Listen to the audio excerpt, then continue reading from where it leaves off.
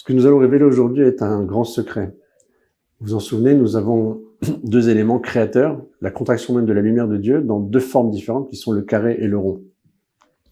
Or, nous avions évoqué dans d'autres cycles de cours des notions diverses et variées, comme par exemple ce premier cours que nous avions fait sur le 5e étage. Eh bien, les deux points sont étroitement liés. Je vais vous dire pourquoi. Le texte même de référence, qui s'appelle le livre Emek Ameler, dit la chose suivante. Il dit, le monde a été créé par une forme de Meruba, un carré. Et là-bas, il nous dit, eh bien, c'est le Yud Kevavke. Mais il évoque encore un autre point. Il nous dit, au-delà de ce Yud Kevavke, il y a ce qu'on appelle le Kotsoshel Yud. Cette pointe au-dessus du Yud, cette première lettre, qui est elle-même un point, qui va donner naissance aux lettres suivantes, qui est le Yud, puis le He, ensuite le Vav et le He. Ce Yud même a lui aussi un point au-dessus de cette même lettre qui est un point. Ce Kotsoshel Yud, ce point-là sur le Yud, eh bien, c'est le 5e élément, c'est le 5e étage, c'est cette 5e force qui est à l'origine même du Yud, qui est la première lettre, de toutes les lettres. Ceux qui feront attention dans le texte, ou ceux qui connaissent un petit peu l'écriture de l'alphabet tel qu'il est dans la Torah, savent que chaque lettre dans la Torah, c'est un Yud. Un Yud qui devient Vav, un Yud qui devient Mem, un Yud qui devient Lamed, ou Aleph, peu importe.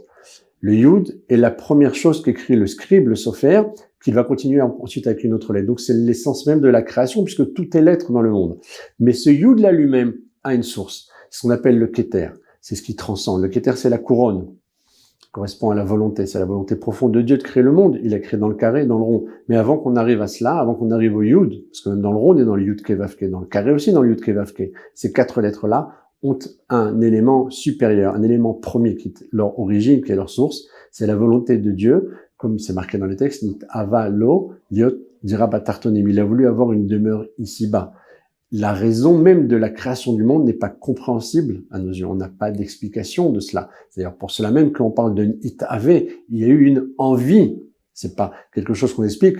Prenez une femme enceinte qui a une envie, elle va pas pouvoir l'expliquer, elle a une envie, point barre. Il faut aller acheter ce qu'elle a envie de manger maintenant. Une envie, même pour quelqu'un qui n'est pas enceinte, ça ne s'explique pas. C'est quelque chose qui vient comme ça, sans explication. Mais c'est exactement la même chose. Dieu a eu envie, c'est une image bien entendu, parce que l'envie de Dieu, c'est pas notre envie à nous, a eu envie de créer le monde, les mondes.